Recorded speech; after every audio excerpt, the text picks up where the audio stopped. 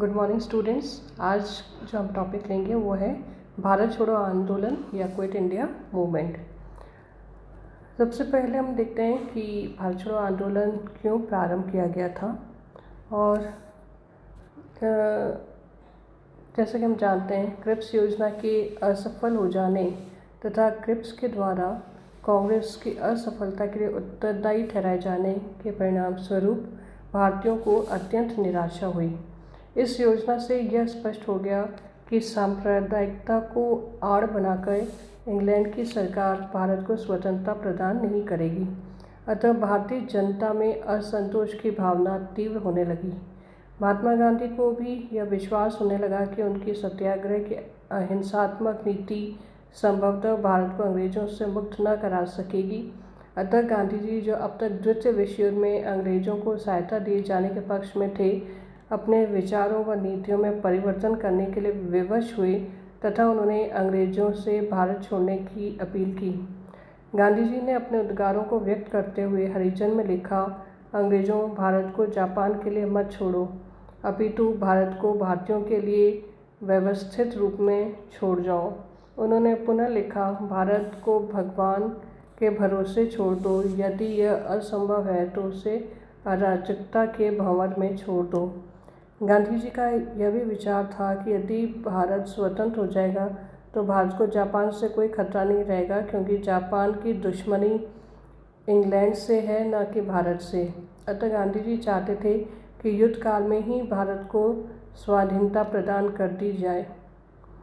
भारतीयों में बढ़ते हुए असंतोष का कारण मात्र क्रिप्स योजना की असफलता व जापान के भारत के आक्रमण का निरंतर बढ़ता हुआ संकट ही नहीं, वरन बर्मा और मलेशिया से आगे भारतीयों के प्रति अंग्रेजों का दुर्व्यवहार, युद्ध के कारण आवश्यक वस्तुओं का उपलब्ध न होना, मूल्यों में असाधारण वृद्धि व पूर्वी बंगाल में भय व आतंक का शासन भी थे।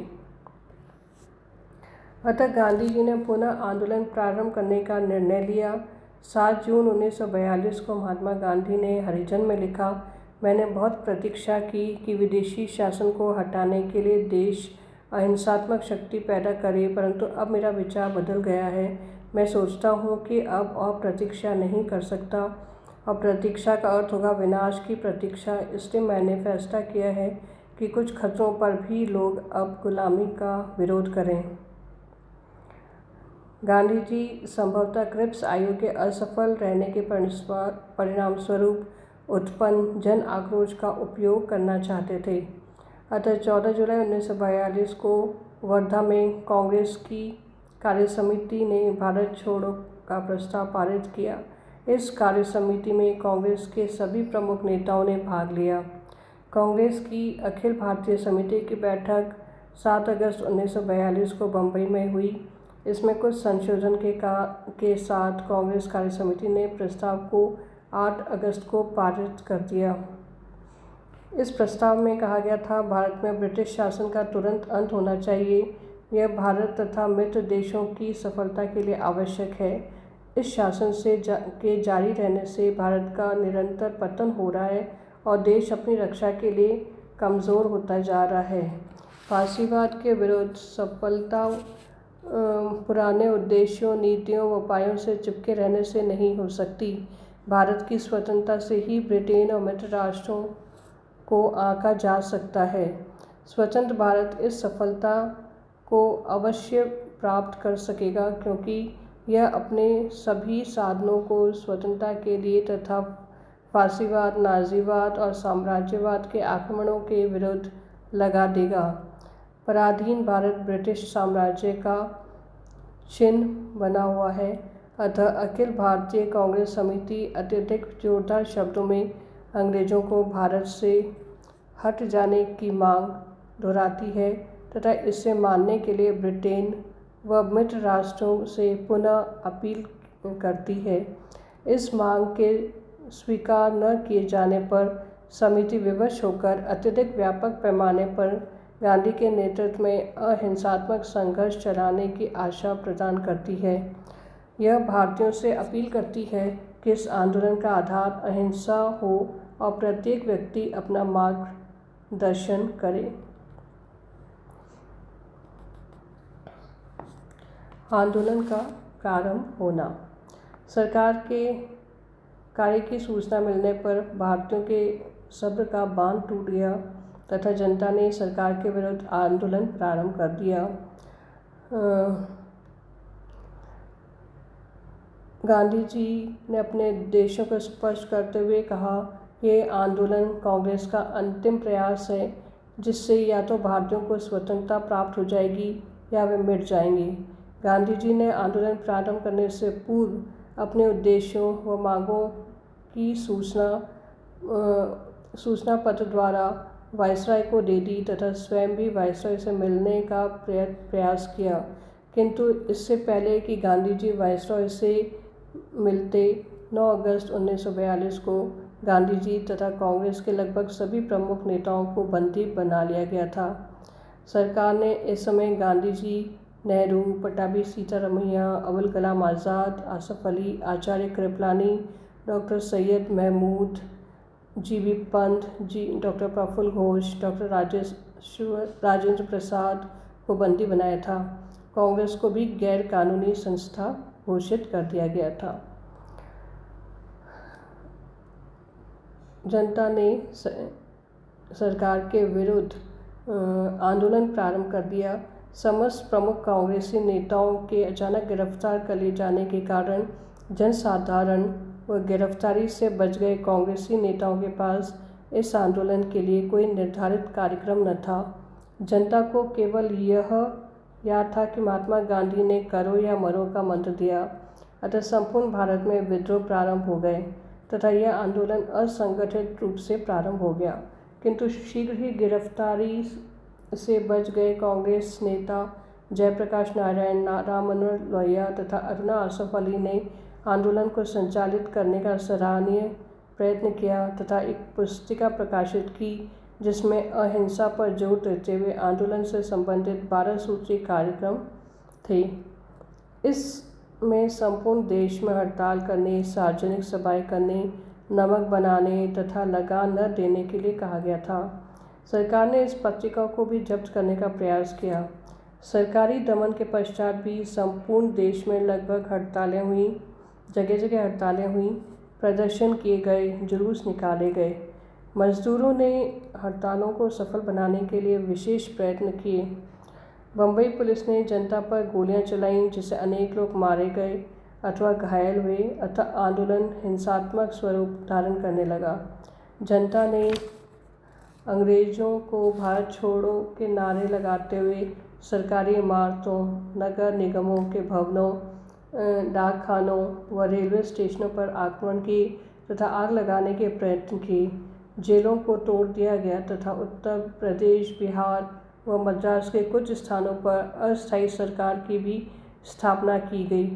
सरकार ने आंदोलनकारियों पर और अधिक अत्याचार किए तो आंदोलनकारियों की ओर से भी जगह जगह बमों का प्रयोग किया जाने लगा। यह आंदोलन हिंसात्मक रूप में सारे भारत में चलता रहा, यद्यपि इसकी तीव्रता उत्तर प्रदेश, मध्य प्रांत व महाराष्ट्र में अन्य स्थानों की अपेक्षा कहीं अधिक थी। समस्त अत्याचारों को सहन करते हुए यह आंदोलन चलता रहा।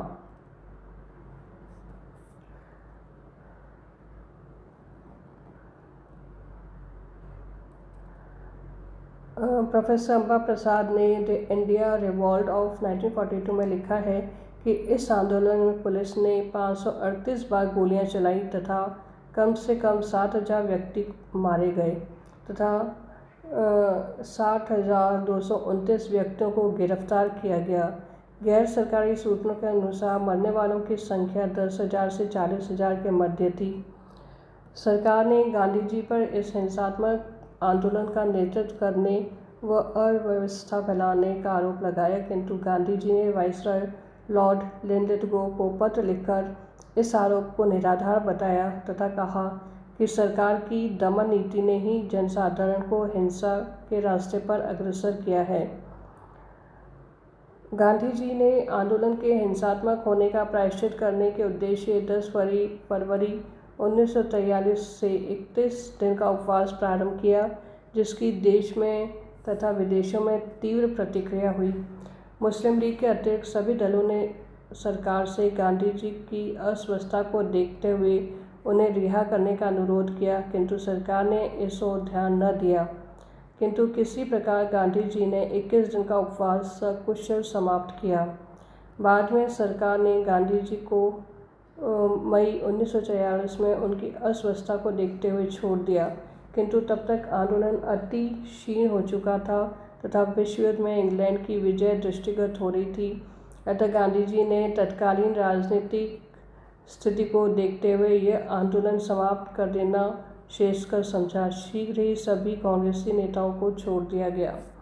इस आंदोलन में जयप्रकाश नारायण व अरुणा आसफ अली ने विशेष भूमिका निभाई तथा विद्यार्थियों, किसानों व मजदूरों ने भी प्रशंसनीय कार्य करते हुए स्वतंत्रता के लिए सरकार का विरोध किया।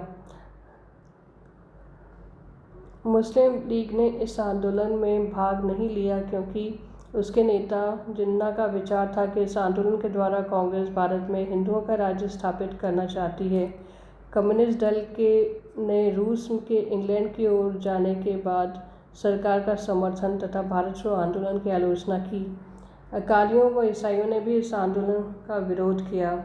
हरिजन नेता डॉक्टर अंबेडकर भी इसके विरोधी थे। पारसियों ने इस आंदोलन का समर्थन किया। असफलता के कारण। भारत छोड़ो आंदोलन अपने प्रमुख उद्देश्य अंग्रेजों को भारत से निष्कासित करने में असफल रहा। इसकी असफलता का प्रमुख कारण संगठन का अभाव था। कांग्रेस के प्रमुख नेता अचानक गिरफ्तार कर लिए गए थे, अतः वे जनता के समक्ष किसी निर्धारित कार्यक्रम को न रख सके। स्वयं गांधी जी को यह अपेक्षा नहीं थी कि उन्हें अचानक गिरफ्तार कर लिया जाएगा। गांधी जी का विचार था कि सरकार उनसे बातचीत करेगी तथा यदि बातचीत असफल हो गई तब कुछ कार्रवाई की जाएगी, किंतु इस कार्रवाई की रूपरेखा किसी कांग्रेसी नेता को ज्ञात न थी। पंडित नेहरू ने लिखा है कि यद्यपि गांधी जी सरकार के विरुद्ध कार्रवाई करने की बात करते थे, परंतु उन्होंने यह निश्चित रूप से नहीं बताया कि वह क्या करना चाहते थे। अतः स्पष्ट है कि भारत छोड़ो आंदोलन के कार्यक्रम के विषय में स्वयं गांधी जी स्पष्ट नहीं थे, जबकि एक जन आंदोलन होने के कारण कार्यक्रम की एक स्पष्ट रूपरेखा नेताओं व जन साधारण को ज्ञात होना आवश्यक थी। यही कारण था कि आंदोलन के प्रारंभ होने पर जन साधारण को यह ज्ञात ही नहीं था कि उन्हें आखिर करना क्या है। प्रमुख नेता जेलों में थे तथा शेष नेता भी एकमत न थे, अतः जनता व नेताओं के मध्य समन्वय स्थापित न हो सका और आंदोलन हिंसात्मक हो गया। सरकार के पास दमनकारी शक्तियों का अभाव न था। हम इसके महत्व को देखते हैं तो पाते हैं कि भारत छोड़ो आंदोलन अपने प्राथमिक लक्ष्य को तत्काल प्राप्त न कर सका, किंतु इस आंदोलन को असफल नहीं कहा जा सकता। भारतीय स्वतंत्रता संग्राम के इतिहास में इस आंदोलन का विशेष स्थान है, क्योंकि इसने भारत की स्वतंत्रता की पृष्ठभूमि तैयार कर दी तथा अंग्रेजों को भारतीयों की स्वतंत्रता की प्रबल भावनाओं से अवगत कराया। यह आंदोलन कुछ नेताओं के द्वारा किया हुआ आंदोलन न था, बल्कि सभी नेताओं के जेलों में होने के बावजूद जनता द्वारा किया गया जन आंदोलन था, जिसने विदेशी सत्ता के प्रति अपने आक्रोश को व्यक्त किया था तथा विदेशी सत्ता की भारत में जड़ों को हिला दिया। जन साधारण में व्याप्त आक्रोश को देखकर साम्राज्यवादी समझ गए कि भारत को अधिक समय तक अब अपने साम्राज्य का अंग बनाए रखना संभव नहीं है। जनता की राष्ट्रवादी भावनाओं को अधिक दिनों तक शक्ति से दबाए रखना अब अंग्रेजों के लिए संभव न था। यह आंदोलन जन साधारण में जागृति उत्पन्न करने में असाधारण रूप में असफल रहा। इसी कारण जयप्रकाश नारायण ने इसकी तुलना फ्रांस व रूस में हुई क्रांतिकारियों से की। डॉक्टर ईश्वरी प्रसाद ने इस आंदोलन के महत्व पर प्रकाश डालते हुए लिखा है, इस आंदोलन की अग्नि में औपनिवेशिक स्वराज की मांग भस्म हो गई। भारत अब पूर्ण स्वतंत्रता से कम कुछ भी स्वीकार करने को तैयार न था। अंग्रेजों का भारत छोड़ना लगभग निश्चित हो गया था। अंग्रेजी साम्राज्यवाद के लिए तीव्र आघात था। डॉक्टर ईश्वरी प्रसाद ने पुनः लिखा है, वह अगस्त क्रांति निरंकुशता तथा अत्याचार के विरुद्ध जनता का विद्रोह था। इसकी तुलना फ्रांस में बास्टील के पतन तथा रूस में अक्टूबर की क्रांति से की जा सकती है। यह जनता में उत्पन्न एक नवीन विश्वास का द्योतक थी। इस प्रकार प्रत्यक्ष रूप से असफल होने के पश्चात भी भारत छोड़ो आंदोलन भारत की एक नई राजनीतिक दिशा प्रदान करने में सफल रहा। धन्यवाद।